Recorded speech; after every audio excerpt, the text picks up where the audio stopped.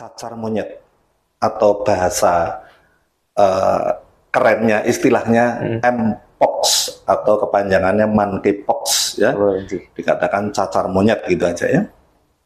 Ini lagi tren dalam pembicaraan penyakit yang mendapat perhatian WHO. Bingung. Menjaga daya tahan agar tidak anjlok itu satu saja caranya. Ojo ngoyo. Ojo ngoyo. Ojo ngoyo tahu nggak? Jangan memaksa diri. Jangan memaksakan kehendak. Dalam pekerjaan, dalam berkarya, dalam belajar, dalam berpikir.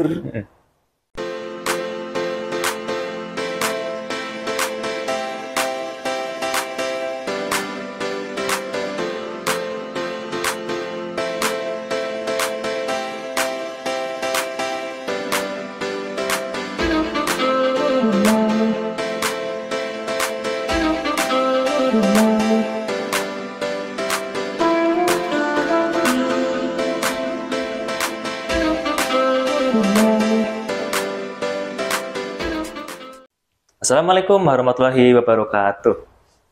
Selamat siang Kaca Kantina, jumpa lagi bersama saya Dr. Sultan dalam podcast Gawe Seneng. Ya, pada episode kali ini kita akan membahas mengenai isu atau penyakit yang lagi ngetren saat ini nih, yaitu adalah cacar monyet atau monkeypox atau mpox. Nah, pada episode kali ini kita sudah kedatangan narasumber yang tentunya sangat kompeten di bidangnya. Telah hadir bersama kita Dr. Dodi, spesialis kulit dan kelamin. Selamat siang dokter. Selamat siang Dr. Sultan. Semoga sehat ya. Alhamdulillah. Kabar sehat nih dok? Alhamdulillah sehat. Kita harapkan juga yang lain pada sehat semua. Amin. Tetap semangat. Amin. Dokter, kesibukan sehari-hari nopo dok? Ya. Sekarang ini. Hari-hari tentu tugas di tempat di mana Gawe Seneng ini bermukim, yaitu Rumah Sakit Umum Daerah Kartinah, Kota Tegal. Nah, ini rumah sakit kita yang tercinta, ya. Selain kegiatan praktek sehari-hari dan berbagai kegiatan organisasi profesi. Ya. Oke dok, mantap sekali. Ini dok, ini pada hari ini kita akan membahas mengenai yang lagi booming nih dok, lagi ngetren. Ini mengenai cacar monyet ya dok ya. Ini kan udah banyak beritanya di medsos, di WA, gambarnya kan agak ngeri gitu ya dok ya. Masyarakat mungkin juga agak panik. Ini sebenarnya penyakit apa nih? Apakah akan berpotensi jadi pandemi lagi atau bagaimana nih? Nah, ini kita mulai aja ya dok ya. Sebenarnya cacar monyet ini adalah sakit yang bagaimana sih dok? Oke, terima kasih Dr. Sultan. Semoga bincang-bincang kali ini itu dapat memberi manfaat yang sebesar-besarnya bagi sahabat-sahabat Kartinah dimanapun berada ya, sahabat-sahabat Gawe Seneng ya. Jadi begini Dr. Sultan, memang benar dalam beberapa waktu terakhir ini cacar monyet atau bahasa kerennya istilahnya mpox atau kepanjangannya monkeypox ya, dikatakan cacar monyet gitu aja ya. Ini lagi tren dalam pembicaraan penyakit yang mendapat perhatian WHO. Kalau WHO aja sudah memberikan perhatian, berarti kan negara-negara di seluruh dunia mewaspadai ya. Nah, cacar monyet ini adalah infeksi atau penyakit infeksi yang disebabkan oleh virus cacar monyet ya, monkeypox virus ya. Dan ini diawali dari negara-negara di Afrika, terutama Afrika Tengah dan Afrika Barat ya. Ada berbagai tipe di sana, tetapi yang sampai menyebar ke Indonesia kalau nggak salah itu yang tipe-tipe yang dari Afrika Tengah ya. Nah, monyet itu sendiri, istilah monyet itu sendiri ya, virus cacar monyet itu nama dari virusnya itu sendiri. Jadi bukan harus berarti itu dari monyet gitu ya. Jadi justru dari binatang mengerat yang seperti tikus, tupai dan sebagainya itu ya. Dan itu kalau di sana banyak bergaul dengan masyarakat setempat, ya. Jadi binatang itu atau hewan itu bergaul erat dengan manusia setempat, sehingga ya karena sesuatu hal sakit penyakit itu dapat menular ke manusia. Dan karena hubungan atau interaksi manusia satu dengan yang lain, maka terjadi penularan juga, sehingga akhirnya bisa sampai ke negara lain termasuk Indonesia. Nah, itulah sekilas tentang infeksi atau penyakit cacar monyet, ya. Dan mengapa ini menjadi tren? Karena WHO sudah tadi mengatakan bahwa ini menjadi penyakit yang diperhatikan. Jadi kita tidak perlu khawatir bahwa ini akan menjadi pandemi dan sebagainya seperti COVID kemarin. Tetapi menjadi perhatian itu artinya dipantau terus. Dan kemudian sudah memberikan edaran ke seluruh negara juga, ya. Nah, ini yang harus diperhatikan oleh tiap negara. Itu sekilas mungkin sebagai pengantar tentang infeksi mpox atau cacar monyet. Baik, jadi nggak semata-mata asalnya dari monyet itu berarti bukan ya, dok? Ya, ya itu nama virusnya. Nama virusnya. Nama virusnya. Oke, baik. Kemudian nih dok, kita sudah tahu secara ringkas apa itu penyakit cacar monyet itu. Nah, sekarang untuk penularannya bagaimana, dok? Oh ya, oke. Jadi ini penting ya. Tadi kan Pak Dodi sekilas juga sudah menyampaikan bagaimana dari hewan bisa ditularkan, dari manusia ke manusia ditularkan, ya. Jadi virus ini ditularkan, prinsipnya ada pada cairan luka atau lesi, ya. Itu kan ada luka itu ada cairannya, itu ditularkan lewat cairan-cairan itu. Cairan itu bisa tertransfer kepada hewan lain atau kepada manusia lain itu lewat berbagai cara, kan, ya, lewat sentuhan baik langsung ataupun tidak. Kemudian dikatakan juga cairan tubuh orang yang terkena juga dapat menjadi bahan yang menularkan. Oleh karena itu dapat ditularkan lewat, kalau kita misalnya Pak Dodi ini kena virus mpox, berbicara gitu kan, ada ludah Pak Dodi yang nyiprat gitu kan, nah gitu, itu dapat saja itu menjadi salah satu sumber penularan, ya. Droplet berarti, dok? Ya, droplet sifatnya, ya, ada bahasa medisnya seperti itu. Tetapi bukan yang bersifat virus-virus itu nempel di partikel udara kemudian melayang-layang bertahan lama terus dapat menularkan orang lain, itu bukan itu, ya. Bukan itu. Jadi ini lewat transfer langsung seperti ini, ya. Jadi itu menjadi hal yang perlu diperhatikan. Berarti kalau kita bicara cairan tubuh, itu bisa saja cairan tubuh yang sifatnya omong-omong begini, dari mulut, dari saluran nafas, Pak Dodi bersin, ya, atau meniup. Dikatakan kalimatnya bernafas dengan cara tertentu, misalnya meniup, saya meniup penjenengan gitu, ya, atau berbahasa, atau bercakap-cakap, atau menyanyi, atau berteriak dengan keras di dalam forum tertentu, itu dapat juga ketika saya terinfeksi, ludah cairannya bisa keluar atau bersihnya dan sebagainya. Nah, kemudian penularan berikutnya karena ini cairan lewat hubungan seksual. Nah, ini tolong menjadi perhatian juga, ya.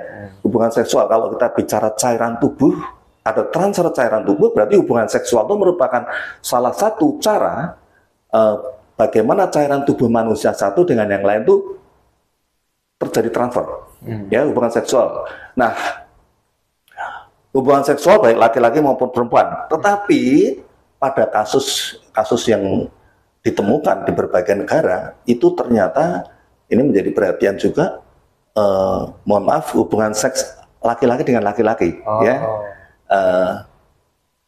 Jadi para kaum gay, ya, itu ternyata kasusnya banyak terjadi di situ, ya.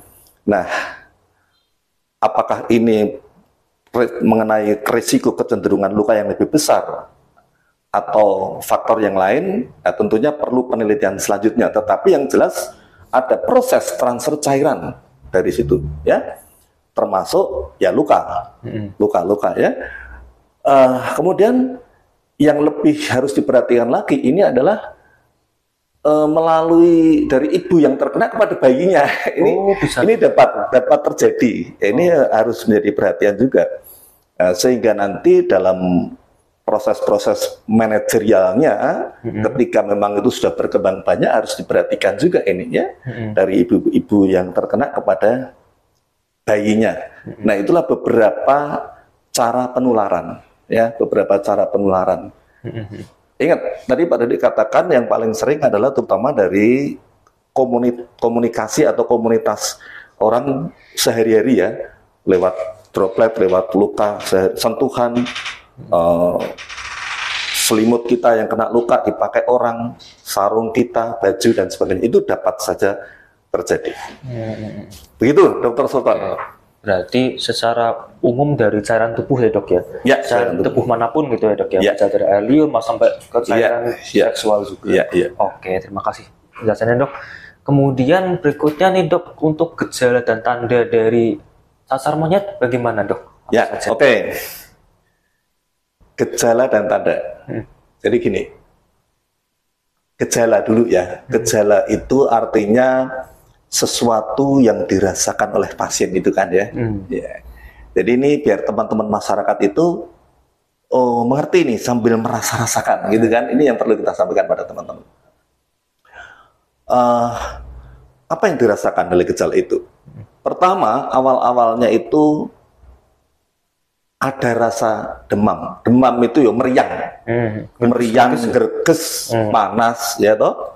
Nah, keadaan itu bisa juga disertai dengan rasa sakit kepala, pegel-pegel badannya. Ini hal-hal awal yang bisa menjadi perhatian. Meskipun Pak Dodi sampaikan di sini bahwa hal itu dapat saja menjadi gejala dari penyakit lain, ya, gejala penyakit lain. Tetapi ini hal-hal tertentu yang nanti akan bisa dihubungkan, dikaitkan ketika sudah timbul keluhan yang lain, ya. Oke, itu dulu greges dan sebagainya, badan gak enak. Mungkin disertai batuk pilek pun bisa, ya, batuk pilek atau disertai dengan gangguan yang lain. Nah, kemudian muncullah beberapa hari kemudian ruam pada kulit. Ya, ruam pada kulit itu biasa kalau suatu peradangan kadang-kadang diawali dengan merah rata, mungkin mulai menebal, kemudian mulai bintik merah. Bintik merah, kemudian muncullah melenting. Pak Dodi ingin menggunakan bahasa sehari-hari ya, melenting ya, melenting kecil. Melenting itu gelembung kecil ya. Air itu ya. Berair ya, kadang-kadang seperti nanah. Ya, seperti nanah gitu ya. Itu bisa membesar. Ya, membesar dan seterusnya bisa bertambah banyak. Nah, tolong perhatikan bahwa ternyata kalau kita perhatikan itu dalam berbagai tulisan atau postingan yang kita pelajari, itu memang wujud kelainan kulitnya itu dapat saja beragam, tidak mutlak semuanya rata seragam berbentuk melenting-melenting gitu enggak. Ukurannya pun demikian, jadi multi, bisa lebih besar, lebih kecil, rata dan sebagainya. Nah, ini merupakan hal-hal yang menjadi perhatian karena istilah cacar itu selalu memiliki tanda melenting-melenting itu. Nah, ini kita sudah masuk tanda ya. Tanda itu artinya bisa dilihat oleh orang lain. Jadi bukan hanya pasien yang sakit ya. Jadi orang tuanya bisa melihat, temannya bisa melihat, loh kamu kok ada melenting-melentingnya ini ya, dan sebagainya ya. Itu bermacam-macam. Akhirnya melentingnya mungkin bertambah lama, tambah hitam dan sebagainya. Ada yang luka dan seterusnya. Nah, kemudian melenting-melentingnya itu tadi, ruam-ruamnya itu tadi, biasanya diawali dengan tempat-tempat tertentu yang paling sering wajah duluan. Wajah dulu. Ya, wajah duluan. Nah, kemudian telapak tangan, telapak kaki, dan kemudian area kemaluan dan bokong dan sekitarnya di situ, ya. Itu tempat-tempat utama yang sering mendahului dari tempat-tempat yang lain. Mungkin yang lain juga bisa ada, tapi tidak sepadat itu. Ya, awalnya seperti itu. Dan kemudian biasa pasien juga mengalami pembesaran kelenjar getah bening. Jadi nek bahasa Tegalnya itu sekelen atau nyekel ya, gitu ya. Atau nek bahasa Kak Timur di tempat saya itu melanjer. Nah, melanjer. Jadi melanjer itu atau sekelen itu atau pembesaran getah bening itu bisa dilipat paha, lipat ketiak, ya. Bisa di sini juga di belakang telinga, ya, tempat-tempat tertentu di mana ada kelenjar getah bening di situ berada. Ya, itu beberapa hal yang mungkin bisa dititeni oleh masyarakat. Nah, aku kayak gini, aku harus berobat atau harus bertindak bagaimana dan seterusnya. Ini gejala-gejala dan tanda yang bisa diperhatikan. Ya, mungkin itu yang bisa dirasakan oleh masyarakat. Oke, baik. Berarti kan mulai dari ada demamnya, ada lenting-lentingnya, kan sekilas mirip dengan cacar air, betul ya dok ya? Ya, betul, mirip-mirip. Nah, ini kadang masyarakat bingung dok, ini beda dengan cacar air apa? Apakah kalau saya udah kena cacar air, apakah tetap bisa kena cacar monyet atau bagaimana? Nah, cara membedakannya bagaimana ya dok? Oh ya, oke. Jadi pertama yang harus masyarakat perhatikan, jadi Dr. Sultan, cacar air memang beda dengan cacar monyet ini ya. Kalau teman-teman perhatikan, ini dulu, cacar monyet ini dalam kasus-kasus yang sudah terjadi, sudah ditemukan, ini banyak mengenai kalau dari usia ya, itu banyak mengenai usia-usia sekitar 20-an. Memang usia anak ada. Jadi nanti ada yang sudah ditemukan baik di Indonesia maupun di beberapa tempat di luar negeri, ya, itu usia-usia sekitar 20-an. Memang ada usia yang lanjut, ada yang usia anak juga ada. Nah, nanti kita akan bedakan di situ, ya, apakah usia menjadi salah satu hal yang perlu kita perhatikan untuk membedakannya. Untuk keadaan meriang, gerges dan sebagainya itu bisa menjadi sama antara cacar air dan cacar monyet, gitu ya. Oh ya, dari penyebabnya juga beda ya, itu beda dari itu virus cacar air itu yang membedakan. Kalau ini beda. Kalau ini virus cacar monyet itu mirip dengan virus cacar zaman dulu itu ya. Oh, beda. Itu satu konco itu. Satu marga ya dong. Satu marga. Ya, satu marga.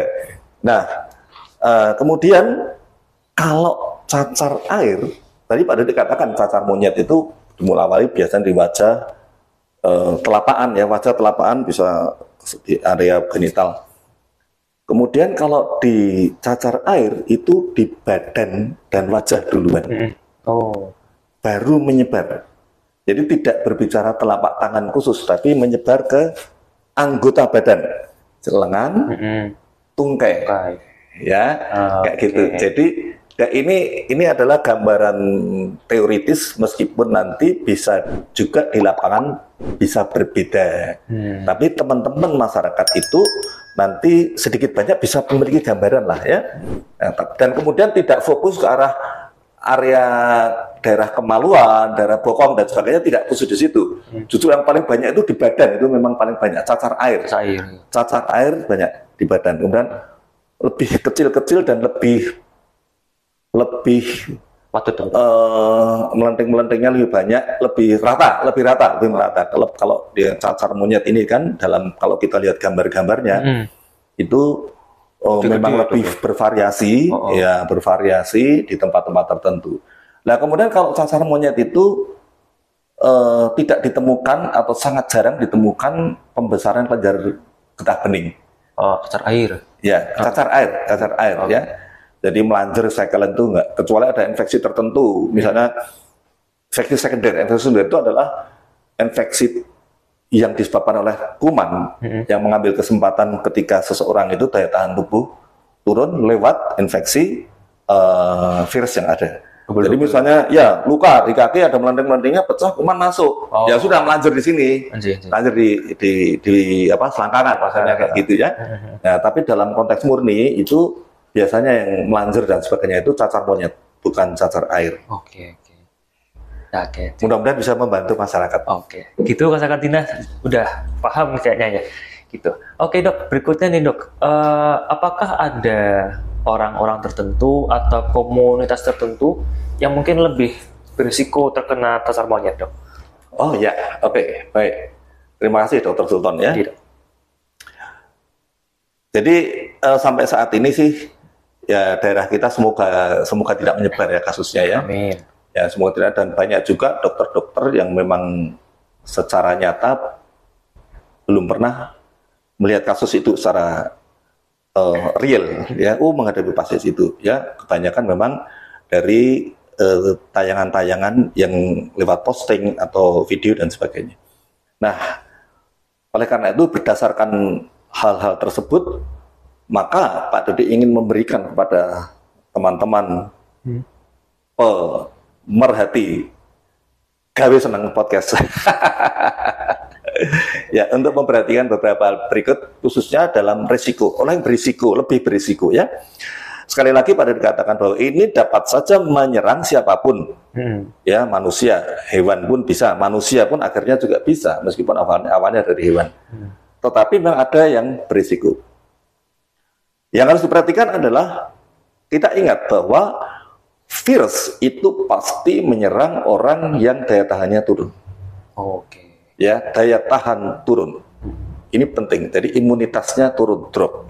Berarti orang-orang yang memiliki sakit penyakit yang mengakibatkan daya tahannya turun, itu dia memiliki risiko tinggi terkena infeksi virus. Ya, nah itu bermacam-macam.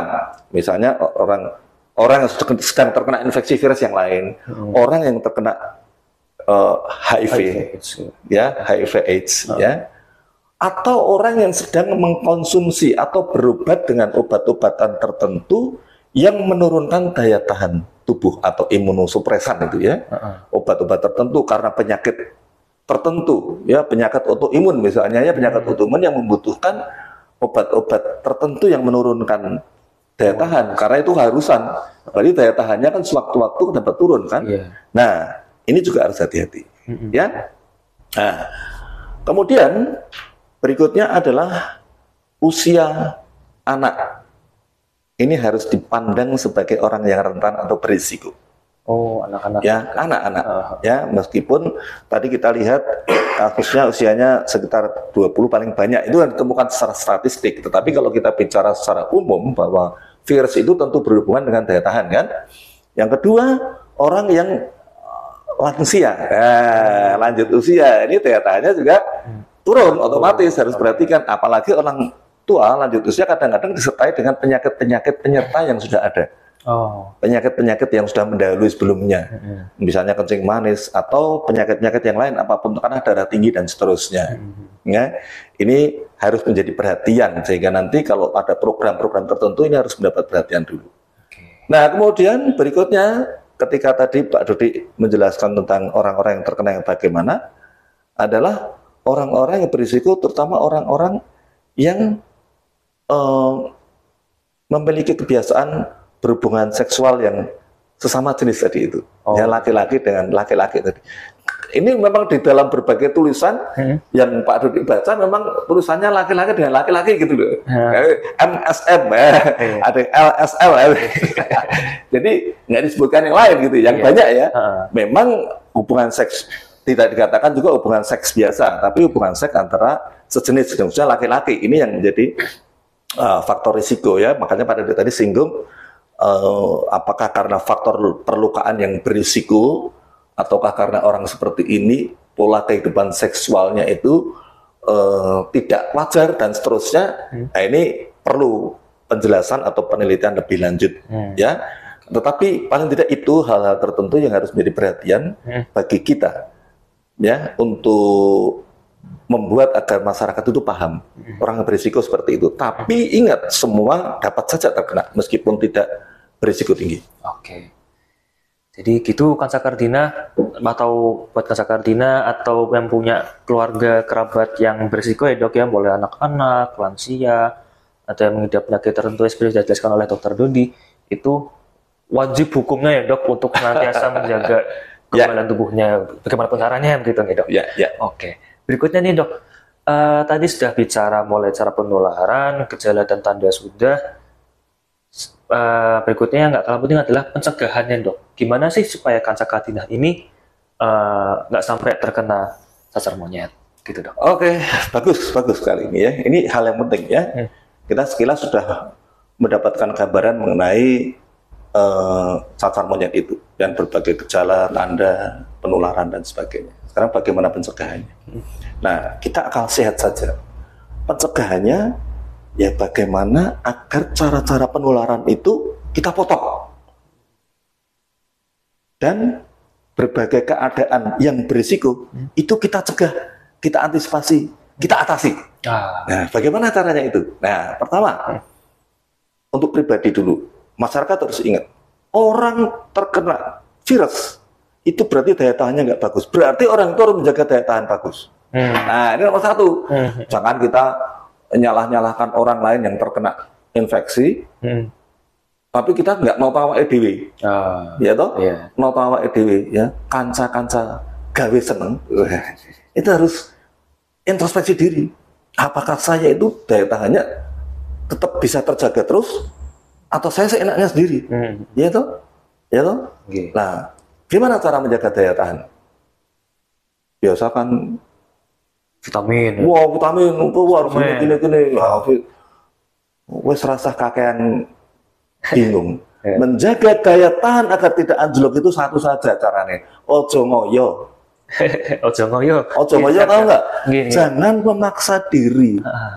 Jangan memaksakan kehendak.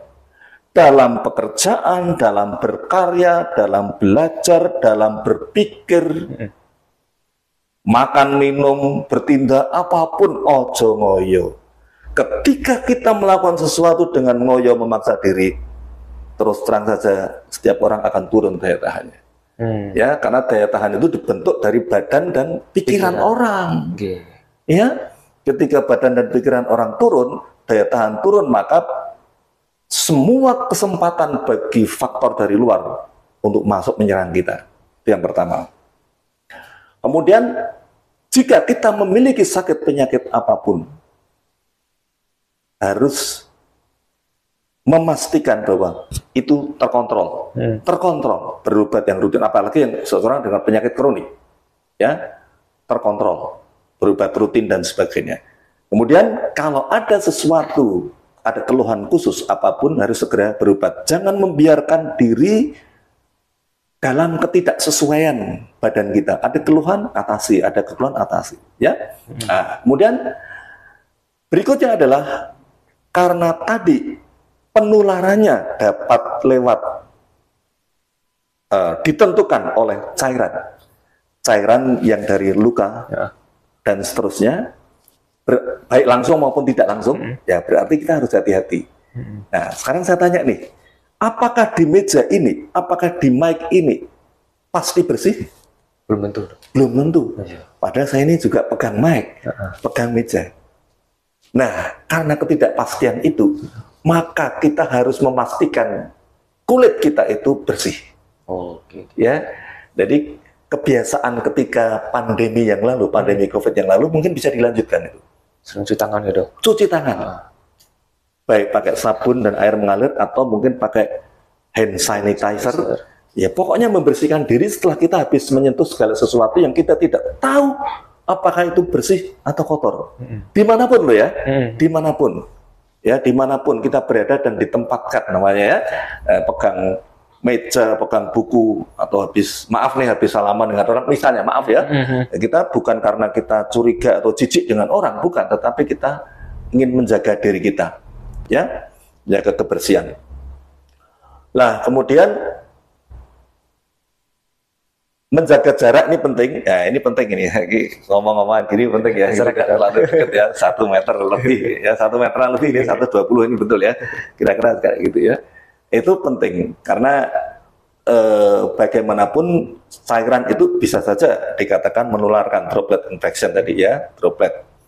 Nah, kemudian kita tahu bahwa saat ini menghindari kerumunan sudah kadang-kadang sudah ditinggalkan. Iya dong. Anggap aja ini COVID sudah nggak ada, tapi ternyata dapat saja itu menjadi pemicu kan?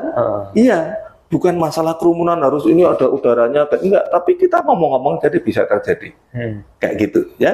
Jadi hal-hal tersebut dapat menjadi hal penting untuk dihindari, dijalankan agar tidak gampang terkena penularan, ya. Dan kemudian kalau ada keluhan-keluhan seperti apa yang Pak Dodi sampaikan tadi, keluhan-keluhan mengenai gejala-gejala dan tanda-tandanya, jangan segan-segan komunikasi. Jangan-jangan komunikasi kepada orang yang berkompeten, misalnya dokter. Ya, bukan berarti orang masyarakat ini manja, bukan. Ya, tetapi kalau kemudian dokter mengatakan, oh nggak apa-apa, ya sudah, tenang. Tapi kalau kemudian ada sesuatu yang memang harus diatasi, ya silakan diatasi. Ya, apalagi tadi Pak Dodi berikan tanda jelas ada melanjur dan sebagainya itu, jelas banget. Ya, itu dapat menjadi hal yang dipegang. Saya kira demikian. Oke, mantap sekali dokter penjelasannya. Berikutnya sudah ada pencegahan. Sekarang dok, misalnya nih dok udah kadung kena monkeypox atau cacar monyet. Nah, si penderitanya ini apakah harus dirawat di rumah sakit atau bisa dirawat mandiri di rumah dok? Oke, terima kasih untuk pertanyaannya. Ini bagus ya. Jadi ketika seseorang sudah dinyatakan positif misalnya kayak gitu kan, positif artinya terkena cacar monyet. Misalnya dokter sudah menyatakan, oh kena ya, dokter akan memberikan penjelasan berat ringannya, kapan dan bagaimana menjalani pengobatan dan perawatannya. Ya. Nah, Pak Dodi tadi sampaikan ada beberapa proses atau tahapan. Ya, ketika kemudian ditemukan keadaan orang menderita cacar monyet, badannya masih biasa-biasa saja, kita harus tahu bahwa cacar monyet ini juga bukan merupakan sesuatu yang seharusnya menjadi momok yang menakutkan, ya, yang mematikan, langsung kena langsung belebat kan gitu, tidak, bukan seperti itu. Ada tahapan di mana masih ringan, masih bisa diatasi dan sebagainya. Jadi kalau pertanyaannya dirawat bisa di rumah enggak? Bisa. Ketika dokter mengatakan, oh ya ini bisa diobat di rumah, bisa. Nah, tetapi tentunya nanti akan ada penjelasan dari dokter yang bersangkutan ya. Di rumah tentunya harus menjaga diri. Ya, tujuannya menjaga diri ya satu, menjalankan proses pengobatan yang harus diberikan oleh dokternya, kemudian menjaga agar sakitnya dia tidak menular kepada anggota keluarga yang lain. Oke. Nah, terus bagaimana caranya? Ya, ini bahasanya agak apa namanya, roto medeni, isolasi ya. Ya maksudnya bukan isolasi di kancing dewe sampai medeni kayak zaman COVID dulu ya, tapi menjaga agar tidak jadi penularan dengan gampang. Agar penularan itu tidak terjadi secara mudah di dalam keluarga itu. Misalnya ya pakaiannya itu harus tetap disendirikan, tetap mencuci sendiri, bisa itu. Makan minum gelas sendok piring ya jelas dideweke, ya toh, disendirikan. Kontak langsung yang terlalu sering ya, dihindari, ya, dan sebagainya. Termasuk memakai masker. Masker itu menjadi hal yang dapat mencegah. Bagus ya kalau maaf kita nggak pakai masker ya tadi ya. Kenapa dok? Saya sudah pakai masker tapi tak lepas tadi. Aman juga. Karena kita yakin bahwa di sini aman ya. Aman. Jadi oke, demikian maksudnya Pak Dodi, masker jadi sesuatu yang penting ya di sini agar keluarga tidak sampai tertular. Nah kemudian perhatikan perkembangan kelainan. Jadi tugas pasien dan keluarga itu memperhatikan perkembangan kelainan. Misalnya demamnya, meriangnya, terus-menerus enggak, makin tinggi enggak, mengganggu enggak. Kemudian perkembangan dari ruam pada kulit, tambah banyak enggak, mengganggu enggak. Jadi perawatan di rumah bukan berarti tuh tak tenang-tenang saja wis aku mesti waras, tapi juga memperhatikan diri sendiri loh ya. Perkembangannya bagaimana? Jadi kemandirian merawat di rumah itu harus disertai dengan memperhatikan keadaan kelainan atau lesi-lesinya itu. Pada luka-luka enggak? Ya. Pada bernanah-nanah enggak? Ya. Nah, ini penting. Sebab kalau sampai demam berlanjut, tidak terkendali, luka bernanah banyak sekali, itu tentu akan ada tindakan yang lain. Nah, kemudian tetap membersihkan diri enggak? Tetap mandi enggak? Tetap. Tapi mandi ada caranya. Oh, ya beda ya dok ya. Mandinya ya terus gebyar-gebyur sabunan kosok-kosok rono ana dedel duel kabeh.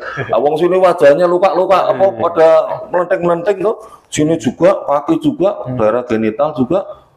Mandinya gebyur pakai shower apa pakai gebyur-gebyur ciduk gitu. Sabunan gosok, wah dedel duel semua ya dok. Mandi ya mandi. Jadi dalam konteks membersihkan diri tetap harus dijalankan, tetapi caranya berbeda. Nah caranya gimana Pak Dodi? Pakai waslap saja. Oh pelan-pelan. Ya tetap sabunan nggak apa-apa ya. Pakai waslap ya. Hindari tempat-tempat tertentu yang berisiko kalau pecah. Anak pecah bareng di nengke wae malah gedel dua toh. Setiap pecah lesi atau pecah melentingnya itu tentu menjadi kulit terbuka.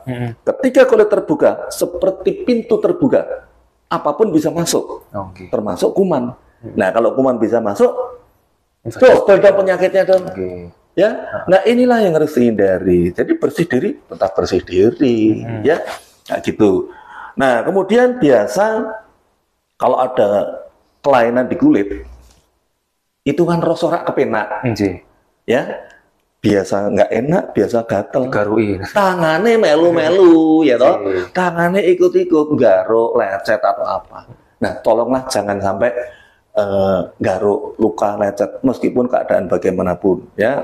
Sampaikan pada dokternya bahwa sering gatal dan sebagainya, dokter akan memberikan pertolongan, ya. Kemudian makan minum yang baik. Ya tidak usah pantang makan apa-apa, kayak gitu kan. Kecuali sudah punya penyakit-penyakit tertentu yang mendasari, ya toh. Ada sakit mah, ada kencing manis, ada makanan yang perlu dihindari, yaitu ikuti dokter yang merawat sebelumnya.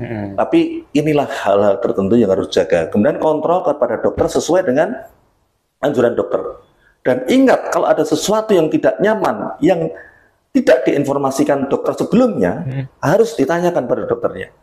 Dalam perjalanan penyakit saya ini, ya, saya kira ini hal krusial ya. Nanti kalau ada yang tambahkan boleh silakan ditanyakan. Siap dok. Ya. Berarti untuk intinya bisa ya dok kalau di rumah, kalau masih dirawat di rumah itu masih boleh ya dok ya? Bisa, masih boleh. Ya. Bila tidak ada kondisi-kondisi yang menyertai berat, ya urgen, darurat, ya, misalnya mengganggu saluran nafas. Sampai kejang, demam, itu dokter tahu. Artinya dokter yang yang dokter di mana pasien itu atau masyarakat datang untuk minta tolong itu tahu kapan dia harus di opname, kapan yang tidak. Ya, zaman pandemi saja kan bisa kan dilakukan. Nah, itu makanya kita berbicara di rumah atau tidak itu bukan berbicara tentang penyakitnya, tetapi tentang kualitas berat ringannya. Penyakitnya, ya kondisi klinisnya seseorang. Siap dokter. Nah, yang terakhir nih dok, apakah untuk sakit cacar monyet ini sudah ada obatnya dan apakah juga sudah ada vaksinnya dok? Kayak zaman COVID kan vaksin langsung booming di mana-mana ada vaksinasi COVID. Nah, untuk yang ini bagaimana dok? Ya, pada dasarnya jadi gini ya, sampai hari ini kita baca tadi. Memang belum ada obat definitif, obat yang khusus untuk virus cacar monyet ini sebenarnya. Ya, jadi virus mpox ini obatnya obat A bisa membunuh dia, gitu enggak? Belum ada. Ya, jadi obat-obat yang sekarang ditawarkan adalah obat-obat antivirus dalam bentuk lain yang dikatakan bermanfaat. Nah, obat-obat tertentu, tapi itu pun jumlahnya terbatas dan apakah sudah sampai di negeri kita ataupun belum sampai saat ini juga belum diketahui. Termasuk jika sudah sampai di sini, misalnya hari ini sampai misalnya itu jumlahnya apakah bisa mencukupi untuk misalnya potensi kasus yang akan terjadi. Ya, demikian juga vaksin, demikian juga vaksin juga demikian. Dikatakan vaksin juga masih belum sampai di sini, dikatakan kalau tos sampai sini jumlahnya dan sebagainya berapa lama akan habis dan sebagainya itu juga masih belum mendapatkan data yang sepenuhnya diketahui. Ya, jadi kita memang harus hati-hati karena kita harus tahu bahwa virus ini sebenarnya kan self-limiting disease, artinya penyakit yang sebenarnya bisa sembuh spontan. Dalam dua minggu sampai 1 bulan itu sebenarnya saya sembuh ini. Ya. Dia sudah sembuh sebenarnya. Tapi apa ya, tega. Dokternya melihat pasiennya kulitnya amburadul kayak gitu, keleler-keleler, demam riang, pegel awake kabeh dinengke wae, nanti sembuh sendiri kok. Wah, enggak mungkin kan. Nah, berarti ada pengobatan-pengobatan yang sifatnya sesuai dengan gejala pasien. Jadi pasien-pasien ini akan diobati sehingga nyaman. Obat-obat itu sesuai dengan gejala yang ditimbulkan. Sakit kepala, kasih obat sakit kepala, ya, pegel-pegel dan sebagainya. Kemudian misalnya nih ya, luka pada kulit. Nah, ini luka pada kulit ini sangat harus diperhatikan karena gampang banget yang tadi Pak Dodik bilang, luka karena garukan, karena pakaian dan sebagainya, pecah, kuman, infeksi sekunder, ada nanah dan sebagainya. Ini harus diobati. Berarti antibiotik perlu. Ya, anti infeksi perlu, baik yang mungkin lewat atau oral diminum sistemik ataupun lewat oles, ya. Jadi tergantung keadaannya. Nah, kalau oles juga bagaimana? Kelihatan kalau cuma sedikit dioles, tapi kalau sampai basah lukanya mungkin perlu dikompres dan sebagainya.